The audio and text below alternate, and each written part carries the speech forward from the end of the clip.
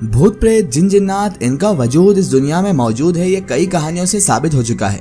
पर पता नहीं क्यों लोग ऐसी आफत, ऐसी मुसीबत को फिर भी मोल लेने में डरते नहीं हैं। लोग जिन जिन्नात पर ऐसी ऐसी बातें बोल जाते हैं, भूत प्रेत आत्माओं पर ऐसी ऐसी बातें बोल जाते हैं जो शायद उन्हें नहीं करना चाहिए थी, और उसके बाद वो इनका अंजाम भी भुगतते हैं।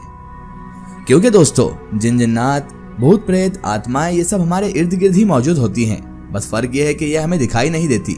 तो हमें कभी भी किसी चीज को बिना जाने बिना समझे बुरा भला या फिर उसके बारे में कोई ऐसे अपशब्द नहीं बोलना चाहिए जिसकी वजह से वो रूहें, वो जिन जिन्नात या वो ताकतें हमसे खफा हो जाएं और हमारी जिंदगी में कोई मुसीबत ऐसी पैदा कर दें जिसका हम कभी सामना नहीं कर पाते। इंसान जिंदगी में कुछ ऐसी गलतियां कर ही जाता है जिसका अंजाम उसे ऐसा भुगतना पड़ता है जो उसने कभी सपने में भी नहीं सोचा हो। और कई गलतियां जाने में होती है, कई अनजाने में। जाने अनजाने में इंसान गलतियां ऐसी कर जाता है जिसका परिणाम उसे ऐसा भुगतना पड़ता है कि अंत में उसे अपनी जान गंवानी पड़ती है। वैसे तो ये कहानी जरा पुरानी नहीं है, लेकिन ये कहानी भी इसी प्रकार की है कि जब जाने अनजाने में एक लड़का गलती से एक ऐसी ही मुसीबत को दावत दे बैठा, एक ऐसी मुसीबत को उसने बुला लिया जिसका अंजाम ये हुआ कि वो हर तरफ से परेशानी और मुसीबतों में घिरा गया। खौफ डर ने उसे इस तरह घेरा कि उसका अंत बड़ा बेकार हुआ। ये कहानी वैसे तो ज्यादा पुरानी नहीं, लेकिन बड़ी दिलचस्प है। एक लड़का था जिसका नाम राधे श्याम था, और वो लड़का बहुत ही होनहार और बहुत ही काबिल इंसान था। होनहार और काबिल होने के साथ साथ वो इतना चतुर और इतना शार्प माइंड था कि वो अपनी काबिलियत, अपनी पढ़ाई, अपने शातिर दिमाग से एक बड़े मुकाम पर पहुंच चुका था। एक बहुत बड़ी कंपनी में उसकी जॉब थी, और उसकी कंपनी में जॉब होने की वजह से उसका जीवन अब सेटल्ड हो चुका था। उसे तलाश थी तो बस एक अच्छे हमसफर की। उसके माता पिता और वो एक बहुत छोटी फैमिली के थे, यानी कि उनकी फैमिली बहुत छोटी थी। उस फैमिली में सिर्फ उसके माता पिता थे और वो था। बहरहाल उसने अपनी काबिलियत के दम पर, अपने माँ बाप के सपोर्ट की वजह से और अच्छी पढ़ाई करने की वजह से एक अच्छी कंपनी में जॉब हासिल कर ली थी। जो उसका बचपन का ख्वाब था उसने उसे पूरा कर लिया था। लेकिन कहते हैं ना कि सब कुछ अगर ठीक चल रहा हो तो वो भी सही नहीं रहता।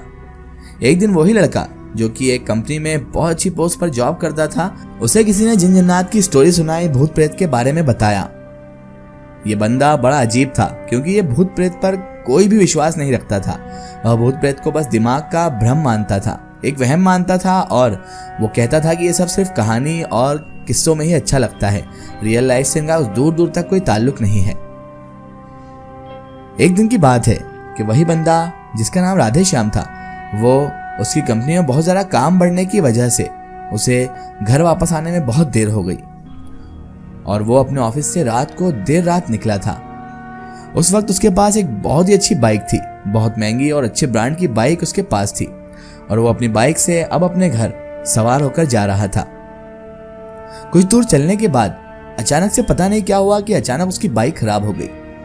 अब वह अपनी बाइक को पैदल ही लेकर चल दिया। बहुत पचा, बहुत कोशिश की कि बाइक स्टार्ट हो जाए, लेकिन बाइक स्टार्ट होने का नाम नहीं ले रही थी। तो धक्का लगाते हुए अब वो उस बाइक को, इतनी महंगी बाइक को धक्का लगाते हुए घर ले जा रहा था। उसका मन तो था कि बाइक को वहीं छोड़ दे, लेकिन बाइक बहुत ज़्यादा कीमती और बहुत एक्सपेंसिव थी, तो उसे छोड़ना भी नामुमकिन था, क्योंकि अच्छे ब्रांड की गाड़ी आप जानते ही हैं कि कितनी महंगी आती है। कुछ दूर गाड़ी को धक्का लेने के बाद उसे एक बस स्टॉप दिखाई दिया। उसने सोचा कि बस स्टॉप सबसे सही जगह होगी, वहां पर रुककर थोड़ी देर सांस ले लेता हूं।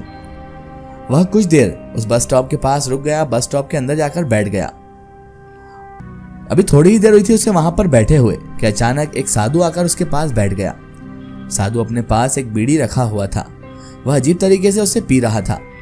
उस लड़के की आदत थी कि वह किसी से भी बात करना शुरू कर देता था, यानी बड़ा फ्रैंक नेचर था और एक्सट्रोवर्ट था, बहुत ज़्यादा बोलना उसकी आदत थी। वो इस साधु से भी बात करने लग गया।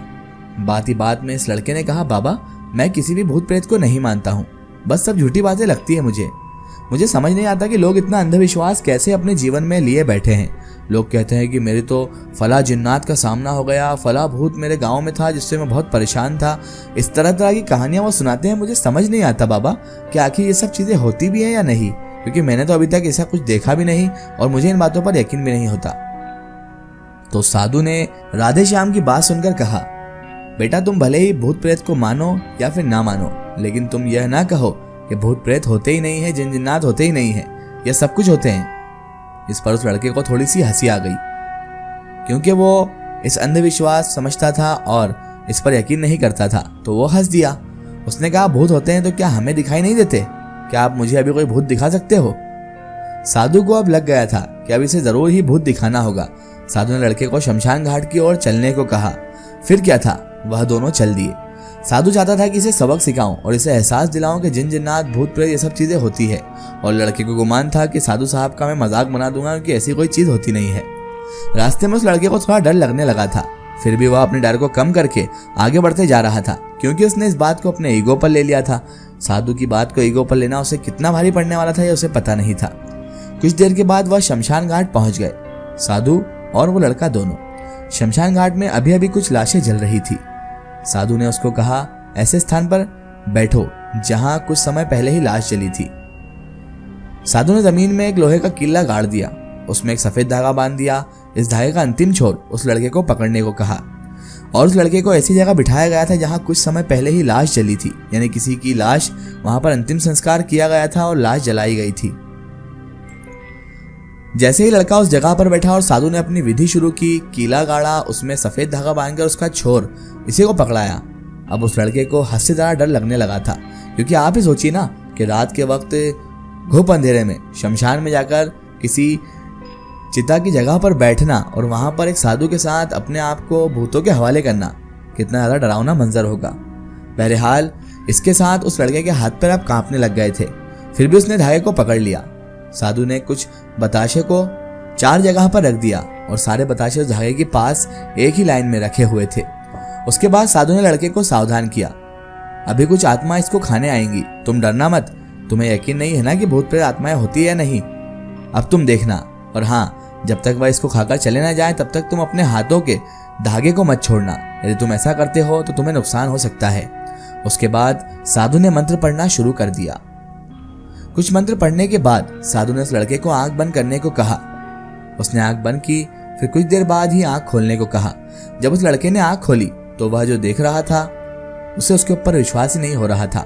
वास्तव में वहां 4 आत्माएं आ चुकी थी जो कि बताशे को खा रही थी। लेकिन जब उसने यह देखा कि उसके पड़ोस में रहने वाले व्यक्ति की आत्मा भी वहां है, जो कुछ ही दिन पहले ही मर गए थे, तो उसके हाथ से धागा छूट गया। अब वहां पर वह साधु भी नहीं था। वह लड़का तेजी से शमशान घाट से अपने घर की ओर भागने लगा। जब वह अपने घर की ओर जा रहा था तो उसके पीछे उसे कोई नाम लेकर बुला रहा था। उसके पीछे से कई तरह की आवाजें उसे आ रही थी। उस लड़के ने पीछे मुड़कर नहीं देखा। अपने घर जाने के बाद उसने यह सब कुछ अपने माता पिता को बताया। फिर वह अपने कमरे में जाकर सो गया। अगले दिन उसकी जब आंख खुली तो उसी शमशान घाट में खुली और उसी स्थान पर जहां पर उसने आत्मा को देखा हुआ था। इसके बाद वह दिमागी तौर पर बीमार रहने लगा और वो ऐसा हो गया जैसे इस दुनिया से बेगाना हो, क्योंकि उस आत्माओं ने उसे पागल कर दिया था। उसके अंदर आकर उस आत्माओं ने उसे पूरी तरह से अंदर से दिमागी संतुलन खराब करके उसे खोखला कर दिया और उसे पागल कर दिया। और कुछ समय बाद वो तड़प तड़प कर मर गया। हमें जिंदगी में कभी भी ऐसी चीजों में दखलंदाजी नहीं करना चाहिए जिनके बारे में हमें कुछ भी मालूमात ना हो, कुछ भी जानकारी ना हो, क्योंकि हमारी कभी कभी बचकानी हरकतें या फिर नादानी ही हमारी मौत का भी सबब बन सकती है। इसलिए कभी भी जिन मामलात के बारे में आपको नॉलेज ना हो, जिन मामलात के बारे में आपको मालूमात ना हो, उनके मामले में कभी छेड़छाड़ ना करें, ना ही उसका मजाक बनाएं, ना ही उसे बुरा भला कहें, वरना आपका भी अंजाम बहुत बुरा हो सकता है। अगर आप भी अपनी जिंदगी की कोई सच्ची घटना या फिर कोई स्टोरी हमसे शेयर करवाना चाहते हैं और आप चाहते हैं कि हम आपकी जिंदगी की सच्ची घटना या स्टोरी हमारे चैनल से अपलोड करें, तो आप हमें अपनी स्टोरी पहुंचा सकते हैं। फॉलो कीजिए हमारे Facebook page my story book को, और वहां पर आप हमसे बात भी कर सकते हैं और आप हमको स्टोरीज भी शेयर कर सकते हैं।